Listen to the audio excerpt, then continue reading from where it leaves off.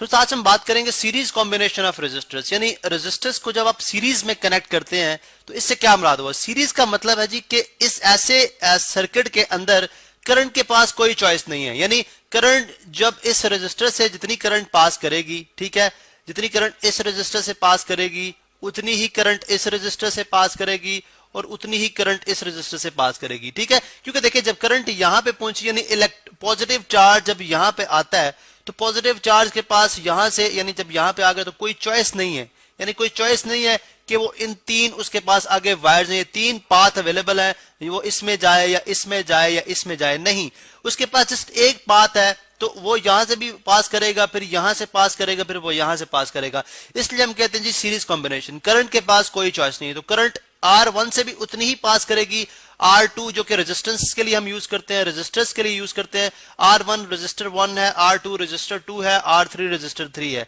तो करंट तीनों रेजिस्टर्स के अंदर सेम होगी, ठीक है। अब रेजिस्टर क्या करता है, रेजिस्टर बेसिकली करंट को कन्वर्ट करता है हीट एनर्जी में। कैसे, जब देखें यहां से अगर आप कन्वेंशनल करंट की बात करते हैं तो आप कहते हैं जी positive charge, let's suppose positive, में शॉर्ट फॉर्म में लिख रहा हूं, अगर पॉजिटिव चार्ज अलग से लिखते हैं, अगर पॉजिटिव चार्ज यहां से मूव करता है, पॉजिटिव चार्ज यहां से मूव करेगा इस रेजिस्टर के अंदर, तो क्या करेगा, इस रेजिस्टर का जो फिलामेंट है या जो कि इसकी वायर है, जो कि कॉइल्स हैं, इसके अंदर से जब पास करेगा तो इसके एटम के साथ कोलाइड करेगा, कोलाइड करने से हीट प्रोड्यूस होगी। अब रेजिस्टर थोड़ी देर के बाद क्या हो जाएगा, हीट अप हो जाएगा। अब इसका मतलब है कि जो पॉजिटिव चार्ज है, ठीक है, वो यहां पे अपनी एनर्जी जाया कर रहा है। कौन सी एनर्जी, जो एनर्जी उसको इस बैटरी ने दी है, इस सेल ने दी है। ये सेल क्या है, एक ईएमएफ है, इलेक्ट्रोमोटिव फोर्स है, इसके अंदर एक पोटेंशियल डिफरेंस है, यानी इसने कुछ चार्जेस के ऊपर वर्क डन करके उनकी सेपरेशन कराई हुई है। एक कुछ पॉजिटिव को हम हायर पोटेंशियल बोलते हैं और नेगेटिव को लोअर पोटेंशियल, तो पॉजिटिव से नेगेटिव चार्ज खुद ब खुद मूव करेगा। अब वो जो वर्क डन हुआ है जिसको हम पोटेंशियल एनर्जी कहते हैं, इलेक्ट्रॉन की चार्जेस की potential energy per unit charge, उस पोटेंशियल की वजह से जब वो यहां पे आता है तो आप यहां पे उसका पोटेंशियल जो है वो मैक्सिमम है, हायर पोटेंशियल के ऊपर, यानी पोटेंशियल एनर्जी जो है एक चार्ज यूनिट चार्ज की बहुत ज्यादा है। जब इस रेजिस्टर से पास करेगा तो डेफिनेटली वो इलेक्ट्रिकल एनर्जी या जिसको हम पोटेंशियल एनर्जी कह रहे हैं, इलेक्ट्रिकल एनर्जी किस में कन्वर्ट हो जाएगी, इलेक्ट्रिकल एनर्जी, क्योंकि जब चार्ज फ्लो करता है तो उसको हम इलेक्ट्रिसिटी कहते हैं, तो इलेक्ट्रिकल एनर्जी कन्वर्ट होगी किसके अंदर, हीट एनर्जी के अंदर, ठीक है, बिकॉज रेजिस्टर हीट अप हो जाएगा। इसका मतलब है उस पॉजिटिव चार्ज ने अपनी कुछ एनर्जी यहां पे क्या की, जाया की। जब उसने अपनी कुछ एनर्जी जाया की तो यहां पे जो रेजिस्टर, जहां पे जो वोल्टेज, यानी जो वोल्टेज होगा, ठीक है, जो पोटेंशियल डिफरेंस होगा जब ड्रॉप होगा, ठीक है, वोल्टेज क्या होगा, ड्रॉप होगा, यानी जो इलेक्ट्रॉन पॉजिटिव चार्ज के ऊपर इस बैटरी की वजह से जो प्रेशर लग रहा था वो कुछ यहां पे कोलिजन की वजह से क्या हो जाएगा, स्लो कम हो जाएगा। जब वो यहां पे आएगा तो पोटेंशियल डिफरेंस जो है वो कम होगा, फिर ज़ाहिर है वो इस रेजिस्टर से पास करेगा, यहां से भी रेजिस्टेंस उसको यानी रुकावट मिलेगी, उसकी जो प्रेशर है यानी उसका जो वोल्टेज है वो और ड्रॉप होगा, ठीक है, फिर जब यहां से आएगा तो उसका वोल्टेज और ज्यादा ड्रॉप हो जाएगा, ठीक है, और ज्यादा ड्रॉप हो जाएगा। इसका मतलब यह है कि वोल्टेज तीनों में डिफरेंट होगा, यानी इसका वोल्टेज लेट्स सपोज अगर मैं V1 कहता हूं तो यहां पे वोल्टेज V2 होगा और यहां पे वोल्टेज V3 होगा। इसका मतलब है इस बैटरी का जो वोल्टेज है, वोल्टेज ड्रॉप हो रहा है बैटरी का, वो इन तीनों के अंदर रेजिस्टेंस के अंदर जो वोल्टेज ड्रॉप हो रहा है उसके बराबर है, प्रोवाइडेड दैट, यानी कंडीशन क्या है कि हम जो वायर्स के अंदर रेजिस्टेंस है, क्योंकि देखें वायर भी मेटल की बनी हुई है, जब वायर से पॉजिटिव चार्ज फ्लो करेगा, कन्वेंशनल करंट की बात हो रही है, जब पॉजिटिव चार्ज यहां से फ्लो करेगा तो डेफिनेटली यहां पे भी रेजिस्टेंस होगा। इसी तरह बैटरी का इंटरनल रेजिस्टेंस होता है, ठीक है, जिसको हम यहाँ पे 0 सपोज कर रहे हैं। वायर के अंदर जो रेजिस्टेंस है उसको भी हम इग्नोर कर रहे हैं, वो वैसे भी बहुत कम होता है, ठीक है, बहुत कम होता है, उसको भी हम इग्नोर कर रहे हैं। तो हमारे पास जो वोल्टेज होगा इस बैटरी का, जो टोटल वोल्टेज होगा, ठीक है, वो किसके बराबर होगा, वो voltage across resistor 1 plus voltage across resistor 2 plus voltage across resistor 3, ठीक है। इन तीनों रेजिस्टर के अंदर जितना वोल्टेज ड्रॉप हो रहा है यानी कम हो रहा है, वो वोल्टेज तीनों का सम करें तो वो बैटरी का वोल्टेज बन जाएगा, ठीक है। अब सबसे पहली बात है अकॉर्डिंग टू ओहम्स लॉ जो हमने इक्वेशन हासिल की थी उसमें वोल्टेज अक्रॉस R1, सबसे पहली बात अगर मैं यहां पे लिखता हूं V is equal to voltage across R1, ठीक है, यानी V1 इज इक्वल टू, अब वो हमने पढ़ा था रिलेशन क्या था, V is equal to IR, यानी जो वोल्टेज होता है, ठीक है, वो किसके बराबर होता है, जो उस क्रॉस सेक्शन से करंट पास करती है, यानी एक सर्टेन पॉइंट के ऊपर वोल्टेज कितना होता है जो उस क्रॉस सेक्शन से करंट पास करती है, और टाइम जो उसको रेजिस्टेंस मिलता है, उन दोनों को मल्टीप्लाई किया जाए तो वो वोल्टेज के बराबर होता है। अब डेफिनेटली इस रेजिस्टर में से करंट भी पास करी है, डेफिनेटली करंट पास करी है, जितने इलेक्ट्रॉन यहाँ पे थे, आई मीन जितने पॉजिटिव चार्ज, चूंकि हम कन्वेंशनल करंट की बात करें तो फिर पॉजिटिव की बात करेंगे, जितना पॉजिटिव चार्ज यहाँ पे मौजूद था वो यहाँ पे भी आएगा, यहाँ पे भी आएगा, यहाँ पे भी आएगा, लेकिन उसके ऊपर पोटेंशियल यानी प्रेशर कम होता जाएगा, ठीक है, इस वजह से हम कह रहे हैं वोल्टेज ड्रॉप हो रहा है। ठीक है, अब देखें यहाँ पे हमें वोल्टेज V1 किसके इक्वल आ जाएगा, वो आ जाएगा जी V is equal to I R होता है, तो यहाँ पे V1 किसके इक्वल आ जाएगा, करंट तो सब में सेम है, तो V is equal to I1, मतलब I सेम है R1, ठीक है, यानी रेजिस्टर R से वोल्टेज हो जाएगा V1 is equal to I R1। इसी तरह रेजिस्टर 2 में वोल्टेज कितना हो जाएगा, I सेम है, करंट तो उतना ही है, लेकिन रेजिस्टर जो है दूसरा वो डिफरेंट है। इसी तरह V3 के अंदर वोल्टेज कितना हो जाएगा, V3 के अंदर वोल्टेज हो जाएगा हमारे पास I करंट उतना ही है, जबकि रेजिस्टेंस उसका कितना है R3, ठीक है। R1, R2, R3 ये तीन रेजिस्टेंसेस हैं मुख्तलिफ रेजिस्टेंस के अंदर। तो अब अगर आप देखें इन तीनों की वैल्यू रिप्लेस कर दें, यानी V1 की वैल्यू यहाँ पे डाल दें, V2 की वैल्यू डाल दें और V3 की वैल्यू डाल दें, तो ये इक्वेशन हमारे पास किस तरह से बन जाती है, यानी ये रिलेशन हमारे पास कुछ इस तरह से आ जाएगा। यहाँ पे आप देख सकते हैं जी कि यानी इसमें इंसर्ट कर दें V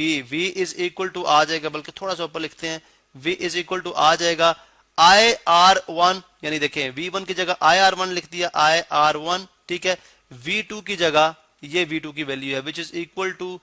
IR2 IR2, ठीक है। इस तरह V3 की जगह मैं लिख सकता हूं IR3, V3 की जगह मैं लिख सकता हूं IR3, ठीक है। अब फर्ज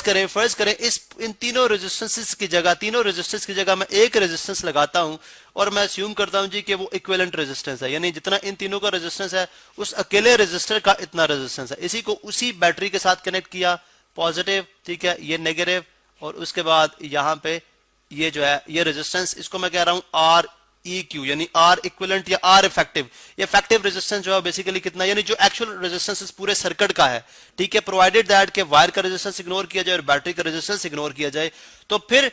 जो इसका रेजिस्टेंस होगा अकॉर्डिंग टू ओहम्स लॉ वो किसके बराबर होगा, V is equal to I R equivalent,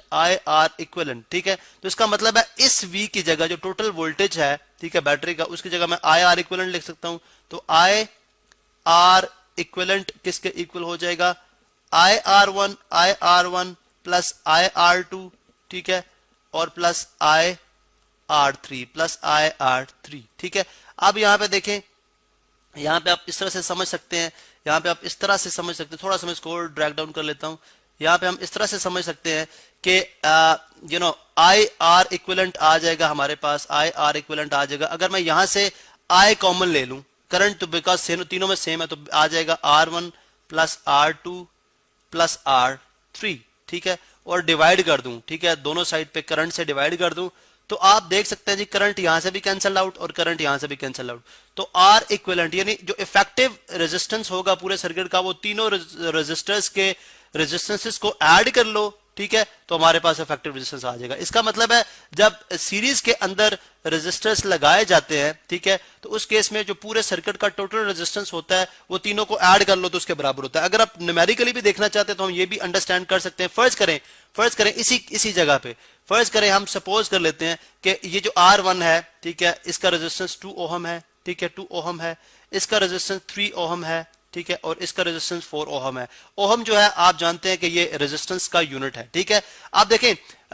जो यानी 2 ओहम रेजिस्टेंस ये सर्किट रेजिस्टर देता है, 3 ओहम रेजिस्टेंस ये देता है, ये 4 ओहम देता है, ठीक है। आप देखें हमारे पास अगर अलग अलग से मैं कैलकुलेट करता हूं तो यहाँ पे यानी अगर आप देखें तो यहाँ पे वोल्टेज कितना होगा, बिकॉज करंट, और फर्ज कर ले करंट, क्योंकि करंट पूरे सर्किट में सेम है, तो करंट हम सपोज कर लेते हैं चले 1 एम्पियर है, चले फर्ज कर लेते हैं 1 एम्पियर ताकि सॉल्व करने में आसानी हो जाए। ये चले 2 एम्पियर है, करंट 2 एम्पियर है, अगर 2 एम्पियर है तो आप देखें वोल्टेज अक्रॉस V1 कितना होगा, IR होता है, I सेम है, R1 जो है वो कितना है 2 टाइम्स, कितना हो जाएगा 2 टाइम्स 2, ठीक है, कितना हो गया 4 वोल्ट हो गया, ठीक है, is equal to 4 volt. Second में देखें दोनों को मल्टीप्लाई करा दें, 3 टाइम्स 2 6 वोल्ट हो गया, और थर्ड में देख लें कितना हो गया 2 टाइम्स 4 8, 8 वोल्ट हो गया। तो 8 प्लस 6 कितना हो गया 14, 14 प्लस 6 8, 14 प्लस 4 18 वोल्ट। अगर आप सेपरेटली फाइंड आउट करते हैं तो 18 वोल्ट टोटल वोल्टेज आता है, 18 वोल्ट, ठीक है 18 वोल्ट, यहां पे मैं यूनिट भी लिख देता हूं। और अगर आप इफेक्टिवली देखें 3 प्लस 2 कितना हो गया 5, 5 प्लस 4 9, 9 टाइम्स 2 करंट कितना है 2। अगर आप तीनों को ऐड करके तब भी करंट से मल्टीप्लाई करें तब भी 18 वोल्ट आएगा। इसका मतलब है कि दैट मेक सेंस, यहां से बात समझ आती है, ठीक है, यहां से बात समझ आती है। एक एनालॉजी भी क्रिएट की जा सकती है इसको अंडरस्टैंड करने के लिए। देखें एक पाइप है जो थोड़ा सा मोटा है, यहां से वो पाइप आगे से फर्ज करें इस तरह से है, ठीक है, इस तरह से यहां से थोड़ा पतला हो गया, ठीक है, और यहां से देखें बल्कि इस तरह से आ रहा है, ठीक है, ये पाइप मोटा है, ठीक है, और ये हायर पोटेंशियल के ऊपर है, ठीक है, यहां से पाइप पतला हो गया थोड़ा सा, ठीक है, ये लोअर पोटेंशियल के ऊपर है, ठीक है, उसके मुकाबले में, और यहां से पाइप बिल्कुल ही पतला हो गया, ठीक है, यहां से देख सकते हैं आप। अब अगर आप देखें तो डेफिनेटली पानी यहां से जो फ्लोट करेगा, यहां पर रेजिस्टेंस कम होगी बिकॉज पाइप खुला है, लेकिन हायर पोटेंशियल पे है, इसलिए वो हायर पोटेंशियल की वजह से ये पोटेंशियल डिफरेंस है, यानी ये पोटेंशियल डिफरेंस है, ठीक है, जिसको वोल्टेज कह रहे हैं, जो बैटरी ने प्रोवाइड किया वो यहां पे आएगा। अब यहां पे रुका, यानी इस यहां पे देखें, यहाँ पे हायर पोटेंशियल की वजह से इसमें आ गया, यानी फर्ज करें ये रेजिस्टर 1 है जिसने कम रेजिस्टेंस शो किया, ये रेजिस्टर 2 है जिसने ज्यादा किया, और रेजिस्टर 3 है जिसने बहुत ज्यादा किया। अब यहाँ पे आ गया, ठीक है, हायर पोटेंशियल से, अब इसने अपना पोटेंशियल भी थोड़ा लूज किया यहाँ पे, क्योंकि यहाँ पे जो है रेजिस्टेंस ज्यादा हो रही है। अब यहाँ से उसने और उसको रेजिस्टेंस मिली, ठीक है, और रेजिस्टेंस मिली, और डेफिनेटली वो हायर पोटेंशियल की वजह से दोबारा से नीचे आएगा, और जब इस थर्ड में आ जाएगा पोटेंशियल डिफरेंस टोटल उसका जो है वो ऑलमोस्ट जीरो के इक्वल हो गया है, ठीक है, और उसने ड्रॉप कर दिए, और यहाँ पे रेजिस्टेंस ज्यादा थी और यहाँ से वाटर बिल्कुल जो है वो अब बिल्कुल मतलब मूव करेगा, लेकिन डेफिनेटली वो रेजिस्टेंस वो उसके पास पोटेंशियल या वो वोल्टेज नहीं रहा जो कि आपके रेजिस्टर 1 के केस में था, जहां पे रेजिस्टेंस कम था लेकिन वोल्टेज ज्यादा था। यहाँ पे रेजिस्टेंस ज्यादा हो गया, वोल्टेज कम हो गया, यहाँ पे रेजिस्टेंस और ज्यादा हो गया लेकिन वोल्टेज बिल्कुल ड्रॉप हो गया। तो ये एनालॉजी आप जो है रेजिस्टर इन सीरीज के अंदर कनेक्ट कर सकते हैं, क्योंकि देखिए वाटर के पास कोई चॉइस नहीं है कि वो किसी और जगह से पास करे, सिर्फ यही चॉइस है और इसी में से उसको पास करना है। तो ये यूं समझे कि रेजिस्टर्स इन हमारे पास सीरीज कनेक्ट हुए हैं।